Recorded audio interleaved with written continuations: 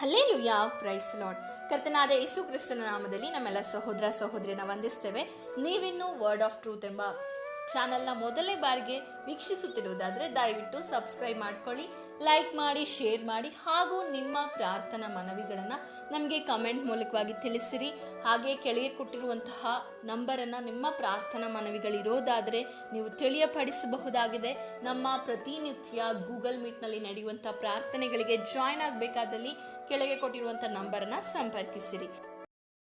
Price lord. ಶುಭ ಮುಂಚಾನೆ. ಕರ್ತನಾದ ಯೇಸು ಕ್ರಿಸ್ತನ ನಾಮದಲ್ಲಿ ನಮ್ಮೆಲ್ಲ ಸಹೋದರ ಸಹೋದರಿಯರನ್ನ ವಂದಿಸ್ತೇವೆ. ನೀವಿನ್ನು ನಮ್ಮ ಚಾನಲ್ ಅನ್ನು ಮೊದಲನೇ ಬಾರಿ ವೀಕ್ಷಿಸುತ್ತಿರುವುದಾದರೆ ದಯವಿಟ್ಟು ಸಬ್ಸ್ಕ್ರೈಬ್ ಮಾಡ್ಕೊಳ್ಳಿ, ಲೈಕ್ ಮಾಡಿ, ಶೇರ್ ಮಾಡಿ, ಹಾಗೂ ನಿಮ್ಮ ಪ್ರಾರ್ಥನಾ ಮನವಿಗಳನ್ನು ನಮಗೆ ಕಮೆಂಟ್ ಮೂಲಕವಾಗಿ ತಿಳಿಸಬಹುದಾಗಿದೆ. Praise the lord. ಕರ್ತನಾಮಕ್ಕೆ ಮಹಿಮೆ ಉಂಟಾಗಲಿ. ಈ ಮೂಲಕ ನನ್ನ ಮಾತುಗಳನ್ನು ವೀಕ್ಷಿಸುತ್ತಿರುವಂತ ನಿಮ್ಮೆಲ್ಲರಿಗೂ ಪ್ರಭುವಾದ ಯೇಸು ಕ್ರಿಸ್ತನ ನಾಮದಲ್ಲಿ ನನ್ನ ಪ್ರೀತಿಯ ವಂದನೆಗಳನ್ನು ತಿಳಿಸೋನಾಗಿದ್ದೇನೆ. ಈ ಮೂಲಕ ದೇವರ ವಾಕ್ಯನ ಪ್ರತಿದಿನ ಕೇಳುವುದರಲ್ಲಿ ನೀವು ಸಂತೋಷವಾಗಿ ದೇವರ ವಾಕ್ಯನ ಕೇಳುತ್ತಿದ್ದೀರಿ ಎಂಬುದಾಗಿ ನಾನು ನಂಬೋನಾಗಿದ್ದೇನೆ. ದೇವರಿಗೆ ಮಹಿಮೆ ಉಂಟಾಗಲಿ. ಕೇಳುವಂಥ ವಾಕ್ಯಗಳು ನಿಮ್ಮಲ್ಲಿ ಅಧಿಕವಾಗಿ ಕಾರ್ಯ ಮಾಡ್ತಾ ಇದೆ ಎಂಬುದಾಗಿ ನಾನು ನಂಬ್ತೇನೆ. ಕಾರಣ ದೇವರ ವಾಕ್ಯ ಜೀವವುಳ್ಳದ್ದು, ಅದನ್ನ ಸ್ವೀಕರಿಸುವವರ ಜೀವಿತದಲ್ಲಿ ಜೀವವನ್ನ ಉಂಟು ಮಾಡುವಂಥದ್ದಾಗಿದೆ. ದೇವರ ವಾಕ್ಯ ಪರಿಶುದ್ಧವಾದದ್ದು, ಅದನ್ನ ಯಾರು ಸ್ವೀಕರಿಸ್ತಾರೋ ಅವರನ್ನ ಪರಿಶುದ್ಧರಾಗಿ ಮಾರ್ಪಡಿಸ್ತದೆ. ದೇವರ ವಾಕ್ಯ ನೀತಿ ಉಳ್ಳದ್ದು, ಯಾರು ಅದನ್ನ ಸ್ವೀಕರಿಸ್ತಾರೋ ಅವರನ್ನ ನೀತಿಯ ಮಾರ್ಗದಲ್ಲಿ ದೇವರ ವಾಕ್ಯ ನಡೆಸ್ತದೆ. ದೇವರ ವಾಕ್ಯ ಸಜೀವವಾದದ್ದು, ನಮ್ಮೊಳಗಡೆ ಬರುವಾಗ ನಮ್ಮನ್ನ ಸಜೀವರಾಗಿ ಮಾರ್ಪಡಿಸ್ತದೆ. ದೇವರ ವಾಕ್ಯ ಚೈತನ್ಯ ಉಳ್ಳದ್ದು, ನಮ್ಮೊಳಗಡೆ ಬಂದಾಗ ಅದು ನಮ್ಮನ್ನ ಚೈತನ್ಯ ಸ್ವರೂಪರಾಗಿ ಮಾರ್ಪಡಿಸುವಂಥದ್ದಾಗಿದೆ. ದೇವರ ವಾಕ್ಯ ಇಬ್ಬಾಯಿ ಕತ್ತಿಗೆ ಸಮವಾದದ್ದು, ಬೇಕಾದದ್ದನ್ನ ಇಟ್ಟು ಬೇಡದೇ ಇರುವಂತದ್ದನ್ನ ನಮ್ಮಿಂದ ಬೇರ್ಪಡಿಸುವಂಥದ್ದಾಗಿದೆ. ಹಾಗಾದ್ರೆ ಈ ಜೀವವುಳ್ಳ ವಾಕ್ಯಗಳನ್ನು ಯಾರೆಲ್ಲ ಆಸಕ್ತಿಯಿಂದ ವೀಕ್ಷಿಸ್ತಾ ಇದ್ದೀರೋ, ಕೇಳ್ತಾ ಇದ್ದೀರೋ, ಅದನ್ನ ಕೈಗೊಂಡು ನಡಿಲಿಕ್ಕೆ ನಿಮ್ಮ ಮನಸ್ಸುಗಳನ್ನು ಒಪ್ಪಿಸ್ತಾ ಇದ್ದೀರೋ, ಅವರೆಲ್ಲರ ಜೀವಿತದಲ್ಲಿ ದೇವರು ಒಂದು ಬದಲಾವಣೆಯನ್ನ ತಂದು ಮುನ್ನಡೆಸೋನಾಗಿದ್ದಾನೆ. ಆ ವಾಕ್ಯಗಳನ್ನ ಈ ದಿನವೂ ಕೂಡ ನಾವು ಧ್ಯಾನಿಸ್ಲಿಕ್ಕಾಗಿ, ಆ ವಾಕ್ಯಗಳ ಮೂಲಕ ದೇವರು ನಮ್ಮೊಂದಿಗೆ ಮಾತಾಡ್ಲಿಕ್ಕಾಗಿ ನಮ್ಮ ಕಣ್ಣುಗಳನ್ನ ಮುಚ್ಚೋಣ. ನಾವು ಪ್ರಾರ್ಥನೆ ಮಾಡೋಣ. ಪ್ರೀತಿ ಸ್ವರೂಪನಾದ ತಂದೆ, ಒಳ್ಳೆ ಸಮಯಕ್ಕಾಗಿ ಸ್ತೋತ್ರ. ಪ್ರತಿದಿನ ನಿನ್ನ ವಾಕ್ಯದ ಮೂಲಕ ನಮ್ಮನ್ನ ದೇವರೇ ಸಂಧಿಸಿ ಮಾತಾಡಿದಾಗಿ ಈ ದಿನವೂ ಕೂಡ ನಿನ್ನ ವಾಕ್ಯದ ಮೂಲಕ ನಮ್ಮೊಂದಿಗೆ ಮಾತಾಡಿರಿ.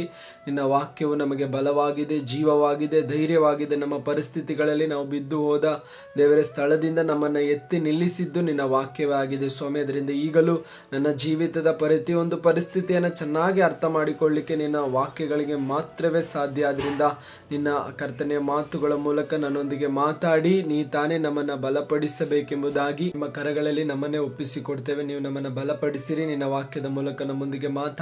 ನಮ್ಮನ್ನ ದೇವರೇ ನಿನ್ನ ವಾಕ್ಯದ ಮೂಲಕ ಮತ್ತೊಂದು ಆವರ್ತಿ ಉತ್ತೇಜನ ಪಡಿಸಿರಿ, ಪುನರ್ಜೀವ ಪಡಿಸಿರಿ, ನಮ್ಮನ್ನ ಮತ್ತೊಂದು ಆವರ್ತಿ ನೀವು ರೂಪಿಸಿರಿ ಎಂಬುದಾಗಿ, ನೀವು ನಮ್ಮೊಂದಿಗೆ ಮಾತಾಡಿರಿ ಎಂಬುದಾಗಿ ನಿಮ್ಮ ಕರಗಳಲ್ಲಿ ನಮ್ಮನ್ನು ಒಪ್ಪಿಸ್ತೇವೆ. ಎಲ್ಲ ಘನತೆ ಮಹಿಮೆ ನಿನಗೆ, ಯೇಸುವಿನ ನಾಮದಲ್ಲಿ ತಂದೆಯೇ, ಆಮೆನ್. ದೇವರಿಗೆ ಮಹಿಮೆ ಉಂಟಾಗಲಿ. ಈ ಮೂಲಕ ನನ್ನ ಮಾತುಗಳನ್ನು ವೀಕ್ಷಿಸುತ್ತಿರುವಂತ ನಿಮ್ಮೆಲ್ಲರಿಗೂ ಮತ್ತೆ ಪ್ರಭುವಾದ ಯೇಸು ಕ್ರಿಸ್ತನ ನಾಮದಲ್ಲಿ ನನ್ನ ಪ್ರೀತಿಯ ವಂದನೆಗಳನ್ನು ತಿಳಿಸಿ ಈ ದಿನದ ವಾಕ್ಯ ಸಂದೇಶವನ್ನ ನಾವು ಪ್ರಾರಂಭ ಮಾಡುವನಾಗಿದ್ದೇನೆ. ಈ ದಿನದ ವಾಕ್ಯ ಸಂದೇಶದ ವಿಷಯ ಏನಾಗಿದೆ ಎಂಬುದಾಗಿ ನಾವು ನೋಡೋದಾದ್ರೆ, ದೇವರ ವಾಗ್ದಾನದ ಗುಣಲಕ್ಷಣಗಳ ಕುರಿತು ನಾವು ಈ ದಿನ ಧ್ಯಾನ ಮಾಡಲಿಕ್ಕಿದ್ದೇವೆ. ಮತ್ತೊಂದು ಆವೃತ್ತಿ ಹೇಳ್ತೇನೆ, ದೇವರ ವಾಗ್ದಾನದ ಗುಣಲಕ್ಷಣಗಳ ಕುರಿತು ಈ ದಿನ ನಾವು ಧ್ಯಾನ ಮಾಡಲಿಕ್ಕಿದ್ದೇವೆ. ದೇವರ ವಾಗ್ದಾನಕ್ಕೆ ಕೆಲವೊಂದು ಗುಣಲಕ್ಷಣಗಳಿದೆ, ಅದರ ಕುರಿತು ನಾವು ಒಂದೊಂದಾಗಿ ಧ್ಯಾನ ಮಾಡಿಕೊಳ್ಳೋಣ. 1 ಅರಸುಗಳ ಪುಸ್ತಕ ಅದರ 8ನೇ ಅಧ್ಯಾಯದ 56ನೇ ವಚನ ನಾವು ಓದಿಕೊಳ್ಳೋದಾದ್ರೆ ಹೀಗೆ ಬರೆಯಲ್ಪಟ್ಟಿದೆ: ತಾನು ವಾಗ್ದಾನ ಮಾಡಿದಂತೆ ತನ್ನ ಪ್ರಜೆಗಳಾದ ಇಸ್ರಾಯೇಲರಿಗೆ ವಿಶ್ರಾಂತಿಯನ್ನು ಅನುಗ್ರಹಿಸಿದ ಯೆಹೋವನಿಗೆ ಸ್ತೋತ್ರವಾಗಲಿ. ಆತನು ತನ್ನ ಸೇವಕನಾದ ಮೋಶೆಯ ಮುಖಾಂತರವಾಗಿ ಮಾಡಿದ ಅತಿ ಶ್ರೇಷ್ಠವಾದ ವಾಗ್ದಾನಗಳಲ್ಲಿ ಒಂದು ತಪ್ಪಿ ಹೋಗಲಿಲ್ಲ. ಇಲ್ಲಿ ನಾವು ಓದಿಕೊಂಡಿದ್ದೇವೆ, ತಾನು ಮಾಡಿದ ವಾಗ್ದಾನಕ್ಕೆ ತನ್ನ ಪ್ರಜೆಗಳನ್ನ ಏನ್ ಮಾಡಿದ್ದಾನೆ, ವಿಶ್ರಾಂತಿಗೆ ನಡೆಸಿದ ದೇವರಿಗೆ ಸ್ತೋತ್ರವಾಗಲಿ. ಮತ್ತೆ ತನ್ನ ಸೇವಕನಾದ ಮೋಶೆಯ ಮುಖಾಂತರ ಮಾಡಿದ ಅತಿ ಶ್ರೇಷ್ಠವಾದ ವಾಗ್ದಾನಗಳಲ್ಲಿ ಒಂದು ಏನಾಗಿಲ್ಲ ಅಂದ್ರೆ ತಪ್ಪಿ ಹೋಗಿಲ್ಲ ಎಂಬುದಾಗಿ ನಾವು ಓದ್ತೇವೆ. ಹಾಗಾದ್ರೆ ದೇವರ ವಾಗ್ದಾನದ ಗುಣಲಕ್ಷಣಗಳ ಕುರಿತು ನಾವು ಕಲಿಯುವಾಗ ಒಂದೇದಾಗಿರುವಂತ ಒಂದು ಗುಣ ಏನಂದ್ರೆ, ಒಂದು ವಿಷಯ ಏನಂದ್ರೆ, ಆತನ ವಾಗ್ದಾನಗಳು ಬಿದ್ದು ಹೋಗುವುದಿಲ್ಲ, ಅವು ಬಿದ್ದು ಹೋಗುವುದಿಲ್ಲ. ಒಂದೇದಾಗಿರುವಂತ ಗುಣಲಕ್ಷಣ ಬಿದ್ದು ಹೋಗುವುದಿಲ್ಲ. ಪ್ರಿಯರೇ, ದೇವರು ನಿಮ್ಮ ವಿಷಯದಲ್ಲಿ ಏನೆಲ್ಲ ವಾಗ್ದಾನ ಮಾಡಿದಾರೋ ಅವು ಬಿದ್ದು ಹೋಗೋದಿಲ್ಲ. ದೇವರು ವಾಗ್ದಾನದಲ್ಲಿ ನಂಬಿಗಸ್ತನು ಎಂಬುದಾಗಿ ನಾವೆಲ್ಲರೂ ಯಾವಾಗಲೂ ಹೇಳುವುದುಂಟು. ಹಾಗಾದ್ರೆ ನಿನ್ನ ಜೀವಿತದಲ್ಲಿ ಏನೆಲ್ಲ ವಾಗ್ದಾನವನ್ನ ದೇವರು ಮಾಡಿದಾರೋ ಆ ವಾಗ್ದಾನ ವಾಗ್ದಾನ ಎಂದಿಗೂ ಏನಾಗಲ್ಲ, ಬಿದ್ದು ಹೋಗಲ್ಲ. ಅದಕ್ಕೆ ಮೊದಲನೇದಾಗಿರುವಂತ ದೇವರ ವಾಗ್ದಾನದಲ್ಲಿರುವಂತ ಗುಣಲಕ್ಷಣ ಏನಂದ್ರೆ ವಾಗ್ದಾನಗಳು ಬಿದ್ದು ಹೋಗುವುದಿಲ್ಲ.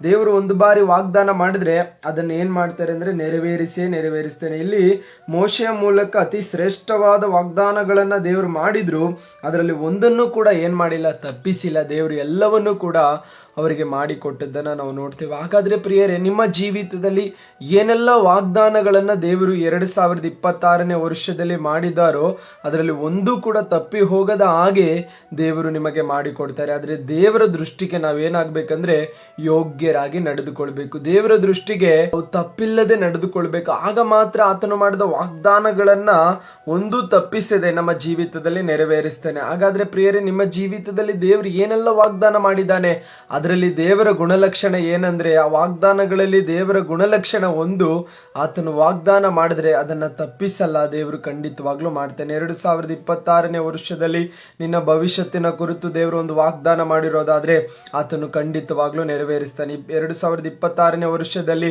ನಿನ್ನ ಮದುವೆಯ ವಿಷಯದಲ್ಲಿ ಒಂದು ವಾಗ್ದಾನ ಮಾಡಿರೋದಾದ್ರೆ ದೇವರು ತಕ್ಕ ಸಮಯದಲ್ಲಿ ಒಂದು ವಿವಾಹದ ಕಾರ್ಯವನ್ನ ನಿನ್ನ ಜೀವಿತದಲ್ಲಿ ಏನೆಲ್ಲ ತಡೆಗಳಿದ್ರು ಕೂಡ ದೇವರು ನೆರವೇರಿಸ್ತಾರೆ. ಒಂದು ವೇಳೆ ಒಂದು ಕೆಲಸದ ವಿಷಯದಲ್ಲಿ ದೇವರು ನಿನಗೆ ವಾಗ್ದಾನ ಮಾಡಿರೋದಾದ್ರೆ ತಕ್ಕ ಸಮಯದಲ್ಲಿ ಒಳ್ಳೆ ಒಂದು ಕೆಲಸವನ್ನ ದೇವರು ಕೊಡ್ತಾರೆ. ಒಂದು ವೇಳೆ ಎಜುಕೇಶನ್ ವಿಷಯದಲ್ಲಿ ದೇವರು ನಿನಗೆ ವಾಗ್ದಾನ ಮಾಡಿರೋದಾದ್ರೆ ತಕ್ಕ ರೀತಿಯಲ್ಲಿ ನಿನಗೆ ವಿದ್ಯಾಭ್ಯಾಸವನ್ನ ದೇವರು ಕೊಟ್ಟೇ ಕೊಡ್ತಾರೆ. ಒಂದು ವೇಳೆ ಸೇವೆ ವಿಷಯದಲ್ಲಿ ನಿನಗೆ ವಾಗ್ದಾನ ಮಾಡಿರೋದಾದ್ರೆ ನಿನ್ನನ್ನು ಆತನ ಸೇವೆಯಲ್ಲಿ ಆತನು ಉಪಯೋಗಿಸಿಕೊಳ್ಳೇಕೊಳ್ತಾನೆ.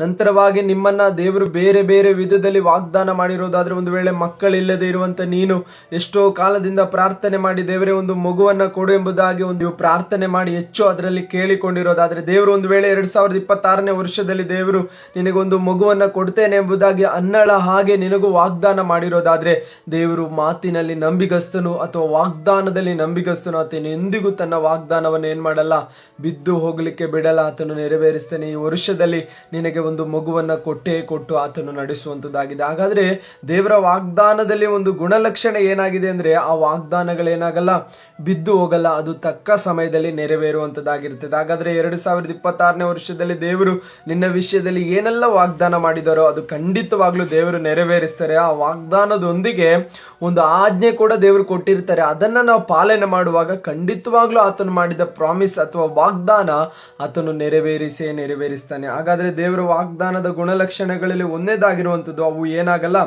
ಬಿದ್ದು ಹೋಗುವುದಿಲ್ಲ. ಆದ್ರೆ ನಾವು ಮುಂದುವರಿಸಿ ಮತ್ತೆ ದೇವರ ವಾಗ್ದಾನದ ಗುಣಲಕ್ಷಣಗಳಲ್ಲಿ ಎರಡನೇದಾಗಿರೋದನ್ನ ನಾವು ನೋಡಿಕೊಳ್ಳೋದಾದ್ರೆ, ತೀತನಿಗೆ ಬರೆದ ಪತ್ರಿಕೆ ಅದರ 1ನೇ ಅಧ್ಯಾಯದ 3-4ನೇ ವಚನ ನಾವು ಓದಿಕೊಳ್ಳೋದಾದ್ರೆ ಅದರಲ್ಲಿ ಹೀಗೆ ಬರೆಯಲ್ಪಟ್ಟಿದೆ: ನಿತ್ಯ ಜೀವವನ್ನ ಕೊಡುತ್ತೇನೆಂದು ಅನಾದಿ ಕಾಲದಲ್ಲಿ ವಾಗ್ದಾನ ಮಾಡಿ ತನ್ನ ಕ್ಲುಪ್ತ ಸಮಯದಲ್ಲಿ ವಾಗ್ದಾನ ನೆರವೇರಿಸಿ ಪ್ರಸಂಗದ ಮೂಲಕ ಪ್ರಕಟಿಸಿದನು. ಇಲ್ಲಿ ನಾವು ನೋಡ್ತೇವೆ, ಕ್ಲುಪ್ತ ಸಮಯ ಅಂದ್ರೆ ದೇವರ ವಾಗ್ದಾನ ನೆರವೇರಲಿಕ್ಕೆ ಒಂದು ತಕ್ಕ ಸಮಯ ಇದೆ. ಕ್ಲುಪ್ತ ಸಮಯ ಅಂದ್ರೆ ಒಂದು ಸರಿಯಾದ ಸಮಯಕ್ಕೆ ದೇವರು ತನ್ನ ವಾಗ್ದಾನವನ್ನ ನೆರವೇರಿಸ್ತಾನೆ. ಹಾಗಾದ್ರೆ ದೇವರ ವಾಗ್ದಾನದ ಗುಣಲಕ್ಷಣಗಳಲ್ಲಿ ಒಂದನೇದಾಗಿರುವಂತದ್ದು, ದೇವರ ವಾಗ್ದಾನ ಬಿದ್ದು ಹೋಗುವುದಿಲ್ಲ.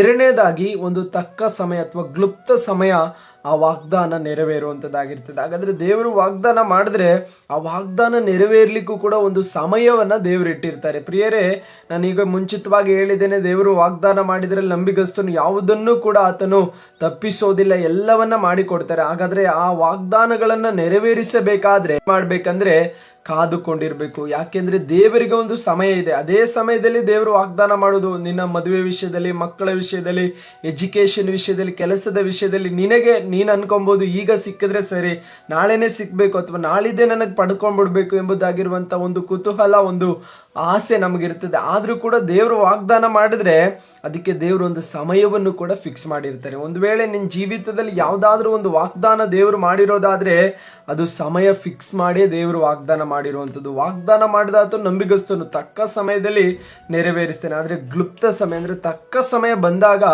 ಆ ವಾಗ್ದಾನವನ್ನು ನೆರವೇರಿಸುವವನಾಗಿರ್ತಾನೆ. ಎರಡನೇದಾಗಿರುವಂತ ಗುಣಲಕ್ಷಣ ಏನಂದ್ರೆ, ದೇವರ ವಾಗ್ದಾನ ನೆರವೇರುವಂಥದ್ದು ನಮ್ಮ ಸಮಯಕ್ಕೆ ಸರಿ ಬೀಳುವ ರೀತಿಯಲ್ಲ, ನಾವು ಆಸೆ ಪಟ್ಟ ಸಮಯಕ್ಕಲ್ಲ ಅಥವಾ ನಾವು ಇಷ್ಟಪಡುವ ಸಮಯಕ್ಕಲ್ಲ, ನಮ್ಮ ಸ್ನೇಹಿತರು ಬಯಸುವಂತ, ನಮ್ಮ ಸಂಬಂಧಿಕರು ಅಥವಾ ನಮ್ಮ ಜೊತೆಯವರು ಬಯಸುವಂತ ರೀತಿಯಲ್ಲ. ದೇವರೇ ತನ್ನ ವಾಗ್ದಾನವನ್ನ ನೆರವೇರಿಸಲಿಕ್ಕಾಗಿ ಒಂದು ಸಮಯವನ್ನ ಫಿಕ್ಸ್ ಮಾಡಿದ್ದಾರೆ. ಹಾಗಾದ್ರೆ ಪ್ರಿಯರೇ, ದೇವರ ವಾಗ್ದಾನವನ್ನು ಹೊಂದಿಕೊಂಡಿರುವ ನಿನ್ನ ಜೀವಿತದಲ್ಲಿ ನೀನು ಆತನ ಸಮಯಕ್ಕಾಗಿ ಕಾಯಬೇಕು.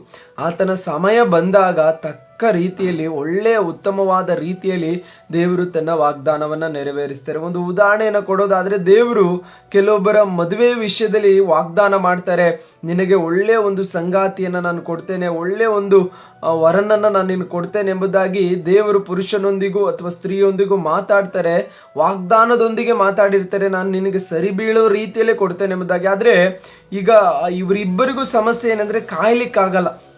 ಅವ್ರು ಅಂದುಕೊಳ್ತಾರೆ ಏನಂದ್ರೆ, ಇದೇ ಸಮಯ ಇರ್ಬೋದು, ಇದೇ ಸರಿಯಾದದಿರ್ಬೋದು ಎಂಬುದಾಗಿ ಸ್ವಂತ ಅಭಿಪ್ರಾಯದಲ್ಲಿ ಬಿದ್ದು ಹೋಗ್ತಾರೆ. ಆದ್ರೆ ದೇವರು ವಾಗ್ದಾನ ಮಾಡಿದ್ದು ನಿಜ, ದೇವರು ಕೊಡ್ತೀನಿ ಅಂತ ಹೇಳಿದ್ದು ನಿಜ, ಕೊಡ್ಲಿಕ್ಕೆ ಸಿದ್ಧ ಮಾಡಿಕೊಂಡಿರೋದು ನಿಜ. ಆದ್ರೆ ಅದರಲ್ಲಿ ನಾವು ಕಾಯಬೇಕು. ದೇವರಿಗೆ ಒಂದು ಸಮಯ ಇರ್ತದೆ, ಆ ಸಮಯದಲ್ಲಿ ತಕ್ಕ ರೀತಿಯಲ್ಲಿ ಅದನ್ನ ನೆರವೇರಿಸ್ತಾರೆ. ಆದ್ರೆ ಅದಕ್ಕಿಂತ ಮುಂಚಿತವಾಗಿ ನಮಗೆ ಸರಿ ಬೀಳುವ ರೀತಿಯಲ್ಲಿ ದೇವರ ಸಮಯ ಬರುವುದಕ್ಕಿಂತ ಮುಂಚೆ, ಸಮಯಕ್ಕೆ ಮುಂಚೆ ನೀನೇನಾದ್ರೂ ಒಂದು ತೀರ್ಮಾನ ಮಾಡಿ, ಅಥವಾ ತಂದೆ ತಾಯಿಗಳಿಗೆ ಇಷ್ಟಪಡುವ ರೀತಿಯಲ್ಲಿ, ನಿನ್ನ ಸ್ನೇಹಿತರಿಗೆ ಇಷ್ಟಪಡುವ ರೀತಿಯಲ್ಲಿ ಒಂದು ತೀರ್ಮಾನ ತೆಗೆದುಕೊಂಡ್ರೆ ಅಲ್ಲಿ ದೇವರ ವಾಗ್ದಾನ ನೆರವೇರಿಸಲಿಕ್ಕೆ ನೀನು ಅವಕಾಶ ಮಾಡಿ ಕೊಟ್ಟಿಲ್ಲ ಅಂತ ಅದರ ಅರ್ಥ. ಹಾಗಾದ್ರೆ ದೇವರ ವಾಕ್ಯದ ಗುಣಲಕ್ಷಣಗಳಲ್ಲಿ ಎರಡನೇದಾಗಿ ನಾವು ನೋಡ್ತಾ ಇದ್ದೇವೆ, ದೇವರ ವಾಗ್ದಾನದಲ್ಲಿ ಆತನು ತನ್ನ ವಾಗ್ದಾನವನ್ನ ತಕ್ಕ ಸಮಯದಲ್ಲಿ ನೆರವೇರಿಸುವಂತ ದೇವರಾಗಿದ್ದಾರೆ. ಹಾಗಾದ್ರೆ ಪ್ರಿಯರೇ, 2026ನೇ ವರ್ಷದಲ್ಲಿ ಏನೆಲ್ಲ ವಾಗ್ದಾನಗಳನ್ನ ನೀವು ಹೊಂದಿಕೊಂಡಿದ್ದೀರೋ ಆ ವಾಗ್ದಾನ ನೆರವೇರ್ಲಿಕ್ಕೆ ಒಂದು ಸಮಯವನ್ನ ದೇವರು ಇಟ್ಟಿದ್ದಾರೆ. ಅದಕ್ಕಾಗಿ ನೀವು ಕಾದಿರಿ, ಅದಕ್ಕಾಗಿ ದೇವರ ಮುಂದೆ ಕಣ್ಣೀರಿಟ್ಟು ಪ್ರಾರ್ಥನೆ ಮಾಡಿ, ಅದಕ್ಕಾಗಿ ದೇವರ ಹತ್ರ ಕೇಳಿಕೊಳ್ಳಿ, ಯಾವ ಸಮಯ ಸ್ವಾಮಿ, ಯಾವ ಸಮಯದಲ್ಲಿ ನೀನು ವಾಗ್ದಾನವನ್ನ ನೆರವೇರಿಸ್ತೀಯಾ ಎಂಬುದಾಗಿ ನೀವು ಕೇಳಿಕೊಳ್ಳೋದಾದ್ರೆ ಆ ಸಮಯವನ್ನು ಕೂಡ ದೇವರು ಪ್ರಕಟಿಸಿ ಕೊಡ್ತಾರೆ.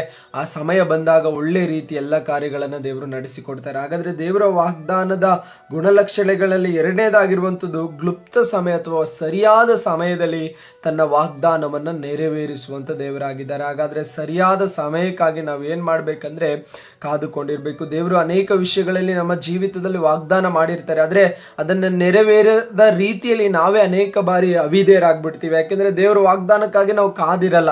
ದೇವರು ವಾಗ್ದಾನ ಮಾಡಿದ್ದು ನಿಜ, ಆದ್ರೆ ದೇವರ ವಾಗ್ದಾನಕ್ಕೆ ನಾವು ಕಾದಿಲ್ಲದೆ ಹೋದ್ರೆ ದೇವರು ನಮ್ಮ ಜೀವಿತದಲ್ಲಿ ಎಲ್ಲಿ ತನ್ನ ವಾಗ್ದಾನವನ್ನ ನೆರವೇರಿಸಲಿಕ್ಕೆ ಆಗ್ತದೆ? ಅದಾದ್ಮೇಲೆ ದೇವರು ವಾಗ್ದಾನ ಮಾಡಿದ್ರು ಕೊಟ್ಟಿಲ್ಲ ಎಂಬುದಾಗಿ ದೇವರ ಮೇಲೆ ನಾವು ಅಪವಾದ ಹಾಕಿ ಏನು ಪ್ರಯೋಜನ? ದೇವರಿಗೆ ಒಂದು ಸಮಯವನ್ನು ಕೂಡ ದೇವರು ಇಟ್ಟಿರ್ತಾರಲ್ವಾ, ವಾಗ್ದಾನ ಮಾಡಿದ ಆತನ ಒಂದು ಸಮಯವನ್ನು ಕೂಡ ಫಿಕ್ಸ್ ಮಾಡಿರ್ತಾರಲ್ವಾ, ಆ ಸಮಯಕ್ಕೋಸ್ಕರ ನೀನೇ ಕಾಯ್ಲಿಕ್ಕೆ ಆಗದೆ ಹೋದ್ರೆ ದೇವರು ಎಲ್ಲಿ ನಿನ್ನ ಜೀವಿತದಲ್ಲಿ ತನ್ನ ವಾಗ್ದಾನವನ್ನ ನೆರವೇರಿಸಲಿಕ್ಕೆ ಸಾಧ್ಯವಾಗ್ತದೆ? ಪ್ರಿಯರೇ, ಒಂದು ಆಲೋಚನೆಯನ್ನ ನಿಮ್ಮ ನೆನಪಿನಲ್ಲಿ ಇಟ್ಟುಕೊಳ್ಳಿ, ದೇವರು ವಾಗ್ದಾನ ಮಾಡಿದ್ರೆ ತಕ್ಕ ಸಮಯದಲ್ಲಿ ಆತನು ನೆರವೇರಿಸ್ತಾನೆ. ಆದ್ರೆ ಆತನ ಸಮಯಕ್ಕಾಗಿ ನಾನು ನೀವೇನ್ ಮಾಡ್ಬೇಕಂದ್ರೆ ಕಾದುಕೊಂಡಿರ್ಬೇಕು. ಹಾಗಾದ್ರೆ ದೇವರ ವಾಗ್ದಾನದ ಗುಣಲಕ್ಷಣಗಳಲ್ಲಿ ಒಂದನೇದಾಗಿರುವಂಥದ್ದು ಅವು ಬಿದ್ದು ಹೋಗುವುದಿಲ್ಲ. ಎರಡನೇದಾಗಿರುವಂಥದ್ದು ದೇವರು ವಾಗ್ದಾನ ಮಾಡಿರೋದಾದ್ರೆ ಅದಕ್ಕೆ ಒಂದು ಸಮಯವನ್ನ ಇಟ್ಟಿದ್ದಾನೆ, ಅದೇ ಸಮಯದಲ್ಲಿ ಅದನ್ನ ನೆರವೇರಿಸ್ತಾನೆ. ಅದಕ್ಕಾಗಿ ನಾನು ನೀವು ಕಾದುಕೊಂಡಿರ್ಬೇಕು. ಕಾದುಕೊಂಡಿದ್ರೆ ಮಾತ್ರವೇ ನಮ್ಮ ಜೀವಿತದಲ್ಲಿ ಆ ವಾಗ್ದಾನಗಳು ನೆರವೇರುವಂಥದ್ದು. ನಾವು ಅನೇಕರ ಅನುಭವದಲ್ಲಿ ನೋಡಿದ್ದೇವೆ, ದೇವರು ವಾಗ್ದಾನ ಮಾಡಿ ಹೆಚ್ಚು ಕಡಿಮೆ ಎಷ್ಟೋ ವರ್ಷಗಳ ಮೇಲೆ ಆ ವಾಗ್ದಾನನ ಹೊಂದಿಕೊಂಡಿದ್ದನ್ನ ನಾವು ನೋಡ್ತೇವೆ. ಅಬ್ರಾಹಮನನ್ನ ನಾವು ನೋಡೋದಾದ್ರೆ, ಅಬ್ರಹಾಮನಿಗೆ ಒಂದು ಮಗನನ್ನ ಕೊಡ್ತೇನೆ ಎಂಬುದಾಗಿ 75ನೇ ವರ್ಷದಲ್ಲಿ ದೇವರು ವಾಗ್ದಾನ ಮಾಡಿದ್ರು, ಆದ್ರೆ ಕೊಟ್ಟದ್ದು 99ನೇ ವರ್ಷ. ಹೆಚ್ಚು ಕಡಿಮೆ 25 ವರ್ಷಗಳ ಕಾಲ ಆತನು ಆ ವಾಗ್ದಾನಕ್ಕಾಗಿ ಕಾದುಕೊಂಡಿದ್ರು. ಪ್ರಿಯರೇ, ಕಾನಾನ್ ದೇಶವನ್ನ ಕೊಡ್ತೇನೆ ಎಂಬುದಾಗಿ ಇಸ್ರಾಯೇಲರಿಗೆ ವಾಗ್ದಾನ ಮಾಡಿದ್ರು, ಆದ್ರೆ ಆ ವಾಗ್ದಾನದ ಪ್ರದೇಶವನ್ನ ಹೊಂದಿಕೊಳ್ಳಿಕ್ಕೆ ಅನೇಕರು ಏನಾಗಿಲ್ಲ, ಸಾಧ್ಯವಾಗಿಲ್ಲ. ಅನೇಕರು ಏನ್ ಮಾಡಿದ್ರೆ ಅಂದ್ರೆ ಅವಿಧೇಯರಾದ್ರು, ಮಧ್ಯ ದಾರಿಯಲ್ಲೇ ಸತ್ತು ಹೋದ್ರು, ಪ್ರಯಾಣದ ಮಧ್ಯದಲ್ಲೇ ನಷ್ಟಪಟ್ಟು ಹೋದ್ರು. ಆದ್ರೆ ಕೊನೆಗೆ ವಾಗ್ದಾನ ಮಾಡಿದ ದೇಶಕ್ಕೆ ಇಬ್ಬರು ಮಾತ್ರ ಏನ್ ಮಾಡಿದ್ರೆ ಅಂದ್ರೆ ಪ್ರವೇಶಿಸಿದ್ದನ್ನ ನಾವು ನೋಡ್ತೇವೆ. ಹಾಗಾದ್ರೆ ಪ್ರಿಯರೇ, ನಮ್ಮ ಜೀವಿತದಲ್ಲಿ ಏನಾದ್ರೂ ಒಂದು ವಾಗ್ದಾನವನ್ನ ದೇವರು ಮಾಡಿರೋದಾದ್ರೆ ಅದನ್ನ ಪಡ್ಕೊಳ್ಬೇಕಂದ್ರೆ ನಾವು ಕಾಯ್ಬೇಕು. ನಂತರ ದೇವರು ಹೇಳುವ ರೀತಿಯಲ್ಲಿ ನಮ್ಮ ಜೀವಿತವನ್ನ ನಾವು ನಡೆಸಿಕೊಳ್ಬೇಕು. ದೇವರ ವಾಕ್ಯಕ್ಕೆ ವಿಧೇಯರಾಗಬೇಕು, ದೇವರ ಆಲೋಚನೆಗೆ ವಿಧೇಯರಾಗಬೇಕು, ದೇವರ ಮೆಚ್ಚುವ ರೀತಿಯಲ್ಲಿ ನಾವು ನಡೆದುಕೊಳ್ಬೇಕು, ದೇವರು ಮೆಚ್ಚುವ ನೀತಿಯನ್ನ ನಮ್ಮ ಜೀವಿತದಲ್ಲಿ ನಾವು ತೋರ್ಪಡಿಸಬೇಕು. ದೇವರ ವಾಗ್ದಾನ ನಮ್ಮ ಜೀವಿತದಲ್ಲಿ ಇದೆ ಎಂಬುದಾಗಿ ಹೇಳಿ ನಾವು ಹೇಗೇಗೋ ಜೀವಿಸಿದ್ರೆ ನಮ್ಮ ಜೀವಿತದಲ್ಲಿ ಹೇಗ್ರಿ ದೇವರ ವಾಗ್ದಾನ ನೆರವೇರ್ಲಿಕ್ಕೆ ಆಗ್ತದೆ? ನಾವು ದೇವರಿಗೆ ಮೆಚ್ಚುಗೆಯಾಗಿ ಜೀವಿಸಬೇಕು, ದೇವರ ಮುಂದೆ ಪರಿಶುದ್ಧರಾಗಿ ನಮ್ಮನ್ನು ಕಾಪಾಡಿಕೊಳ್ಬೇಕು. ಆಗಿದ್ರೆ ಮಾತ್ರವೇ ದೇವರ ವಾಗ್ದಾನ ನಮ್ಮ ಜೀವಿತದಲ್ಲಿ ಅದು ನೆರವೇರ್ಲಿಕ್ಕೆ ಸಾಧ್ಯ. ದೇವರು ವಾಗ್ದಾನ ಮಾಡಿದ್ದಾರೆ, ಆದ್ರೆ ವಾಗ್ದಾನ ಮಾಡಿದ ಆತನನ್ನ ನೀನು ಎಷ್ಟು ಮಾತ್ರ ಅನುಸರಿಸ್ತಾ ಇದೆಯಾ ಎಂಬುದ ಒಂದು ವಿಷಯವಾಗಿರ್ತದೆ.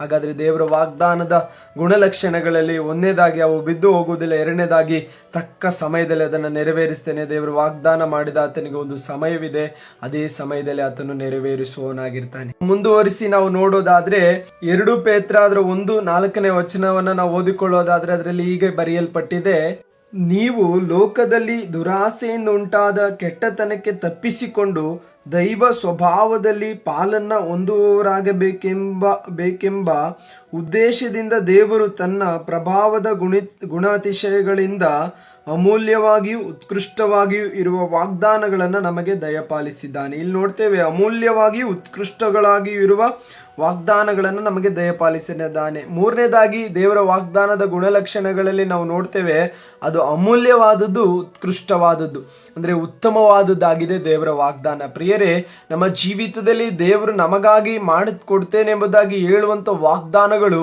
ಅದು ಅಮೂಲ್ಯವಾದಂಥ ವಾಗ್ದಾನಗಳಾಗಿರ್ತದೆ. ಅದಕ್ಕೋಸ್ಕರ ನಾವು ಏನು ಮಾಡಬೇಕಂದ್ರೆ ಆ ವಾಗ್ದಾನಗಳನ್ನು ಹೊಂದುವ ತನಕ ದೇವರಿಗೆ ವಿಧೇಯರಾಗಿ ನಾವು ನಡೆದುಕೊಳ್ಬೇಕು. ಇಲ್ಲಿ ಅಮೂಲ್ಯವಾಗಿ ಉತ್ಕೃಷ್ಟವಾದಂಥ ವಾಗ್ದಾನಗಳನ್ನು ದೇವರು ನಮಗೆ ಯಾಕೆ ದಯಪಾಲಿಸ್ತಾ ಇದ್ದಾರೆ ಅಂದ್ರೆ, ನಾವು ಆತನ ಸ್ವಭಾವವನ್ನು ಹೊಂದಲಿಕ್ಕಾಗಿ, ಆತನ ಸ್ವಭಾವದ ಪ್ರಕಾರ ಜೀವಿಸ್ಲಿಕ್ಕಾಗಿ ದೇವರು ನಮಗೆ ಕೊಡುವಂಥದ್ದನ್ನ ನಾವು ನೋಡ್ತಾ ಇದ್ದೇವೆ. ಪ್ರಿಯರೇ, ಹಾಗಾದ್ರೆ ನೀವು ದೇವರ ವಾಗ್ದಾನಕ್ಕಾಗಿ ನೀವು ಕಾದಿರುವಾಗಲೇ ಒಂದನ್ನ ನಿಮ್ಮ ನೆನಪಿನಲ್ಲಿ ಇಟ್ಕೊಳ್ಬೇಕು, ಆ ವಾಗ್ದಾನಗಳು ಸಾಧಾರಣವಾದದ್ದಲ್ಲ, ಅಮೂಲ್ಯವಾದದ್ದು, ಉತ್ಕೃಷ್ಟವಾದ ವಾಗ್ದಾನಗಳಾಗಿದೆ. ಈ ವಾಗ್ದಾನಗಳು ನಮ್ಮ ಜೀವಿತದಲ್ಲಿ ದೇವರು ಮಾಡಿರುವುದಕ್ಕೆ ಉದ್ದೇಶ ಏನಂದ್ರೆ, ನಾವು ದುರಾಸೆಗಳಿಂದ ಉಂಟಾದ ಕೆಟ್ಟತನಕ್ಕೆ ತಪ್ಪಿಸಿಕೊಂಡು ದೈವ ಸ್ವಭಾವದಲ್ಲಿ ಪಾಲುಗಾರರಾಗಬೇಕೆಂಬ ಉದ್ದೇಶದಿಂದ ದೇವರು ನಮಗೆ ಯಾಕೆ ವಾಗ್ದಾನಗಳನ್ನು ಮಾಡಿದ್ದಾರೆ ಅಂದ್ರೆ, ನಾವು ದೇವರ ಹಾಗೆ ದೇವರ ಸ್ವಭಾವಗಳನ್ನು ನಾವು ಹೊಂದಿಕೊಳ್ಬೇಕು, ದೇವರ ಸ್ವಭಾವದಲ್ಲಿ ನಮ್ಮನ್ನು ನಾವು ಗುರುತಿಸಿಕೊಳ್ಬೇಕು. ಅದಕ್ಕಾಗಿಯೇ ದೇವರು ವಾಗ್ದಾನ ಮಾಡುವಂಥದ್ದು. ದೇವರು ವಾಗ್ದಾನದಲ್ಲಿ ನಂಬಿಗಸ್ತನು. ನಿಮಗೆ ಇನ್ನೊಂದು ವಿಷಯನ ನಾನು ಈ ವಾಕ್ಯ ಸಂದೇಶದ ಮಧ್ಯದಲ್ಲಿ ತಿಳಿಸ್ತೇನೆ.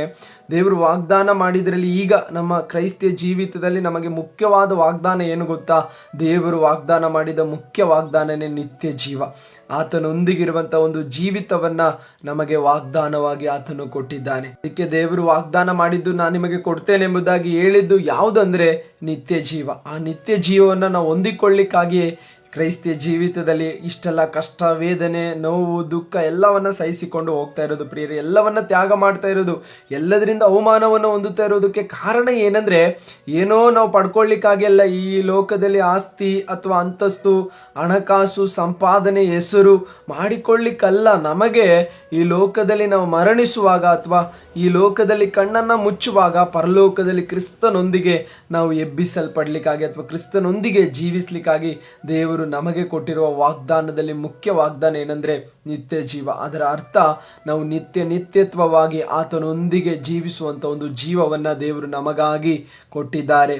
ಜೀವ ಹೇಗೆ ನಮಗಾಗಿ ಕೊಟ್ರು ಅಂದ್ರೆ, ಆ ನಿತ್ಯ ಜೀವದ ವಾಗ್ದಾನ ನಮಗೆ ಹೇಗೆ ಕೊಟ್ರು ಅಂದ್ರೆ, ತನ್ನ ಪ್ರಾಣವನ್ನೇ ತ್ಯಾಗ ಮಾಡಿ ತನ್ನ ಕೊನೆಯ ರಕ್ತವು ಕೂಡ ನಮಗಾಗಿ ಸುರಿಸಿ ಆತನು ನಮಗೆ ಬಹುಮಾನವಾಗಿಯೂ ವಾಗ್ದಾನವಾಗಿ ಕೊಟ್ಟಿರುವಂಥದ್ದು ಏನಂದ್ರೆ, ಮರಣಕರವಾದ ಆ ಅವಸ್ಥೆಯಿಂದ ನಮ್ಮನ್ನು ಬಿಡಿಸಿ ತನ್ನ ನಿತ್ಯ ಜೀವಕ್ಕೆ ಬಾಧ್ಯರನ್ನಾಗಿ ದೇವರು ನಮ್ಮನ್ನು ಮಾರ್ಪಡಿಸಿದ್ದಾರೆ. ಹಾಗಾದ್ರೆ ಕ್ರೈಸ್ತರು ನಿರೀಕ್ಷಿಸಲಿಕ್ಕೆ ಒಂದು ವಾಗ್ದಾನ ಇದೆ ಅಂದ್ರೆ, ಅದು ವಾಗ್ದಾನ ಯಾವುದು ಅಂತ ನಾವು ಗುರುತಿಸೋದಾದ್ರೆ ಆತನೊಂದಿಗಿರುವಂತ ಒಂದು ಜೀವಿತ, ಆತನೊಂದಿಗಿರುವಂತ ನಿತ್ಯ ಜೀವ, ಅದೇ ಕ್ರೈಸ್ತನಿಗೆ ಮುಖ್ಯವಾದ ಒಂದು ನಿರೀಕ್ಷೆಯ ವಾಗ್ದಾನವಾಗಿದೆ. ಅದಕ್ಕೋಸ್ಕರನೇ ನಾವು ಕಾದುಕೊಂಡಿರ್ಬೇಕು. ಅದಕ್ಕೆ ಇಲ್ಲಿ ಪೇತ್ರನ ಹೇಳ್ತಾ ಇರುವಂತದ್ದು, ದೇವರ ವಾಗ್ದಾನ ಸಾಧಾರಣವಾದದ್ದಲ್ಲ, ಅಮೂಲ್ಯವಾದದ್ದು, ಉತ್ಕೃಷ್ಟವಾದದ್ದು. ಅದು ಯಾವುದಂದ್ರೆ ದೇವರ ಸ್ವಭಾವಕ್ಕೆ ಅನುಗುಣವಾಗಿ ನಮ್ಮ ಜೀವಿತವನ್ನ ನಾವು ಮಾರ್ಪಡಿಸ್ಕೊಳ್ಳೋದು. ಹಾಗಾದ್ರೆ ಪ್ರಿಯರೇ, ಆ ವಾಗ್ದಾನವನ್ನ ನೀವು ಹೊಂದಿಕೊಳ್ಳಿಕ್ಕಾಗಿ ಎಷ್ಟು ಸಿದ್ಧತೆಯನ್ನ ಮಾಡ್ತಾ ಇದ್ದೀರಾ? ದೇವರು ಮಾಡಿದ ವಾಗ್ದಾನ, ನಾನು ನಿನಗೆ ನಿತ್ಯ ಜೀವವನ್ನು ಕೊಡ್ತೇನೆ ಎಂಬುದಾಗಿ, ಆ ನಿತ್ಯ ಜೀವಕ್ಕಾಗಿ ಎಷ್ಟು ನಾವು ಸಿದ್ಧರಾಗ್ತಾ ಇದ್ದೇವೆ? ಆ ನಿತ್ಯ ಜೀವನ ಹೊಂದಿಕೊಳ್ಳಿಕ್ಕಾಗಿ ಎಷ್ಟು ನಾವು ನಮ್ಮನ್ನ ಬಿಟ್ಟು ಕೊಡ್ತಾ ಇದ್ದೇವೆ ಎಂಬುದಾಗಿ ನಮ್ಮನ್ನೇ ನಾವು ಪ್ರಶ್ನೆ ಮಾಡಿಕೊಳ್ಳೋಣವ. ಈ ಲೋಕದಲ್ಲಿ ದೇವರು ಅನೇಕ ಕಾರ್ಯಗಳನ್ನ ವಾಗ್ದಾನ ಮಾಡ್ತಾರೆ, ಅದನ್ನ ನಾವು ಹೊಂದಿಕೊಳ್ತೇವೆ. ಹೊಂದಿಕೊಂಡ ನಂತರವಾಗಿ ದೇವರನ್ನೇ ಮರೆತು ಬಿಟ್ಟಂತ ಅನೇಕರಿದ್ದಾರೆ. ಆದರೆ ದೇವರು ವಾಗ್ದಾನ ಮಾಡಿದ ಮುಖ್ಯ ವಾಗ್ದಾನ ಏನಂದ್ರೆ, ಆತನು ಕೊಡ್ತೇನೆಂಬುದಾಗಿ ಹೇಳಿರುವಂತ ವಾಗ್ದಾನ ನಿತ್ಯ ಜೀವ. ಅದಕ್ಕಾಗಿ ನೀನು ಪ್ರಯಾಸ ಪಡು. ಆ ನಿತ್ಯ ಜೀವಕ್ಕೆ ಬಾಧ್ಯನಾಗ್ಲಿಕ್ಕಾಗಿ ನಿನ್ನ ಜೀವಿತವನ್ನು ಒಪ್ಪಿಸಿಕೊಡು, ಪರಿಶುದ್ಧನಾಗಿ ಕಾಪಾಡಿಕೋ. ಅದಕ್ಕಿಂತ ಮಿಗಿಲಾದ ವಾಗ್ದಾನ ಬೇರೆ ಯಾವುದೂ ಇಲ್ಲ ರೀ. ಆತನೊಂದಿಗೆ ನಾವು ಜೀವಿಸ್ತೇವಲ್ವಾ, ಆತನೊಂದಿಗೆ ನಿತ್ಯತ್ವದಲ್ಲಿ ವಾಸ ಮಾಡ್ತೇವಲ್ಲ, ಅದೇ ಶ್ರೇಷ್ಠಕರವಾದ, ಉತ್ತಮವಾದ, ಉತ್ಕೃಷ್ಟವಾದ ವಾಗ್ದಾನವಾಗಿದೆ. ಅದಕ್ಕಾಗಿ ನಾವು ಏನ್ ಮಾಡೋಣ ಅಂದ್ರೆ, ಪ್ರಯಾಸ ಪಡೋಣ. ಆ ವಾಗ್ದಾನವನ್ನು ಹೊಂದಿಕೊಳ್ಳಿಕ್ಕಾಗಿ ದೇವರ ಮಾರ್ಗದಲ್ಲಿ ಪರಿಶುದ್ಧರಾಗಿ, ದೋಷವಿಲ್ಲದವರಾಗಿ ನಾವು ಕಾಣಿಸಲ್ಪಡೋಣ. ಹಾಗಾದ್ರೆ ದೇವರ ವಾಗ್ದಾನದ ಗುಣಲಕ್ಷಣಗಳಲ್ಲಿ ಒಂದನೇದಾಗಿ, ದೇವರ ವಾಕ್ಯ ಏನಾಗಲ್ಲ, ದೇವರ ವಾಗ್ದಾನ ಏನಾಗಲ್ಲ, ಬಿದ್ದು ಹೋಗುವುದಿಲ್ಲ. ಎರಡನೇದಾಗಿ, ದೇವರ ವಾಗ್ದಾನ ಏನಾಗಿದೆ, ಕ್ಲುಪ್ತ ಸಮಯದಲ್ಲಿ ಅಥವಾ ತಕ್ಕ ಸಮಯದಲ್ಲಿ ಆತನು ನೆರವೇರಿಸುವನಾಗಿದ್ದಾನೆ. ಮೂರನೇದಾಗಿ ದೇವರ ವಾಕ್ಯ ಅಮೂಲ್ಯವಾದದ್ದು, ಉತ್ಕೃಷ್ಟವಾದದ್ದು ಆಗಿದೆ. ಆ ವಾಗ್ದಾನವನ್ನ ನೀವು ಹೊಂದಿಕೊಳ್ಳಬೇಕಂದ್ರೆ, ಆ ವಾಗ್ದಾನಕ್ಕೆ ನೀವು ಸೇರಲ್ಪಡಬೇಕಂದ್ರೆ, ಆ ವಾಗ್ದಾನವನ್ನ ನಿಮ್ಮ ಜೀವಿತದಲ್ಲಿ ನೀವು ಅನುಭವಿಸಬೇಕಂದ್ರೆ ಆತನು ಹೇಳುವ ಮಾರ್ಗದಲ್ಲಿ ನೀವು ನಡಿಬೇಕು. ಆತನ ವಾಕ್ಯಗಳಿಗೆ ವಿಧೇಯರಾಗಬೇಕು. ಆತನ ಸನ್ನಿಧಿಯಲ್ಲಿ ಹೆಚ್ಚು ಸಮಯವನ್ನ ಕಳಿಬೇಕು. ಆತನಿಗಾಗಿ ನಿಮ್ಮ ಹೃದಯವನ್ನ ಬಿಟ್ಟು ಕೊಡಬೇಕು. ಆತನಿಗೆ ಇಷ್ಟವಿಲ್ಲದ ಕಾರ್ಯಗಳನ್ನೆಲ್ಲ ನಿಮ್ಮಿಂದ ತೆಗೆದು ಹಾಕಬೇಕು.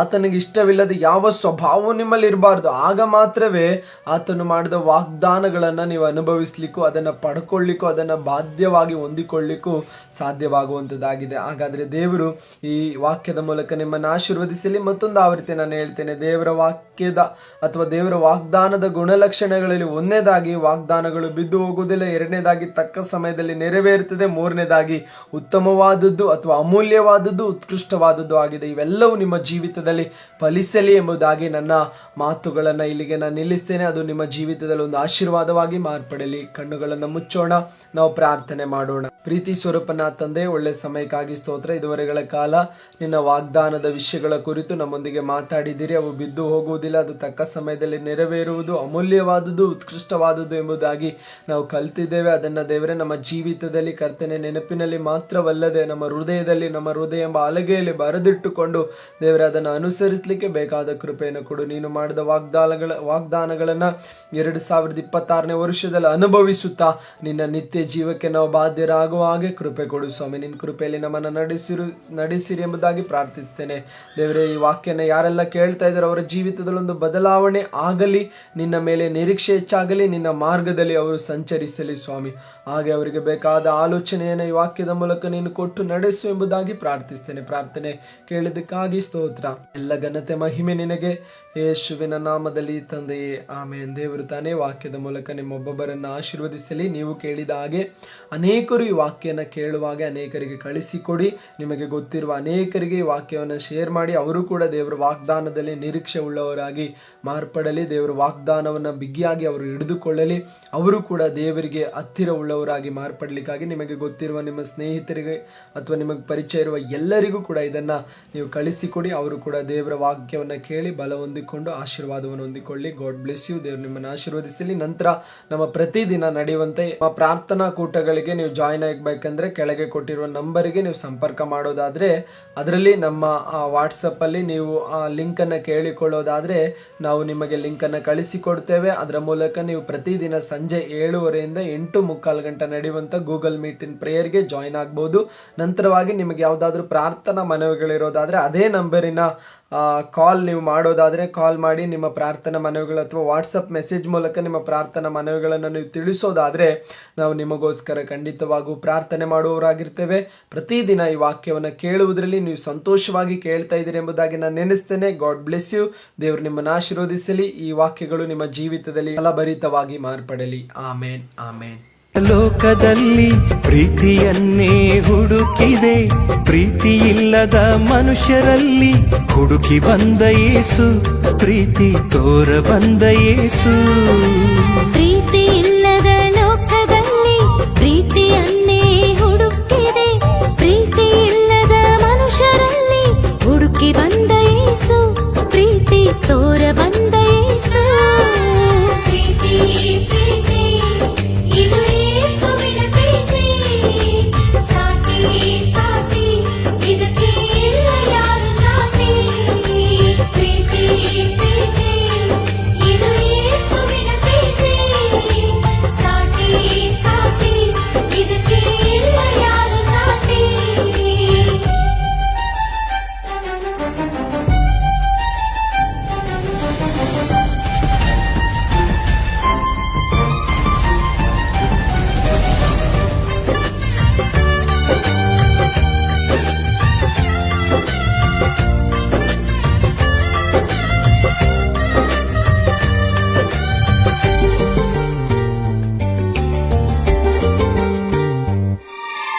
ಪತಿಯ ಪ್ರೀತಿ ಅಳಿವದು, ಪತ್ನಿಯ ಪ್ರೀತಿ ಹೋಗುವುದು, ಮಕ್ಕಳ ಪ್ರೀತಿ ನಿಲ್ಲದು, ಯೇಸುವಿನ ಪ್ರೀತಿ ಶಾಶ್ವತ.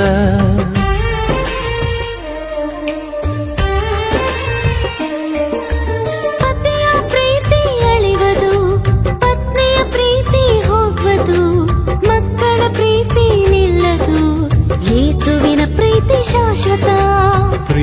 ಇಲ್ಲದ ಲೋಕದಲ್ಲಿ ಪ್ರೀತಿಯನ್ನೇ ಹುಡುಕಿದೆ, ಪ್ರೀತಿ ಇಲ್ಲದ ಮನುಷ್ಯರಲ್ಲಿ ಹುಡುಕಿ ಬಂದ ಯೇಸು, ಪ್ರೀತಿ ತೋರ ಬಂದ ಯೇಸು. ಪ್ರೀತಿ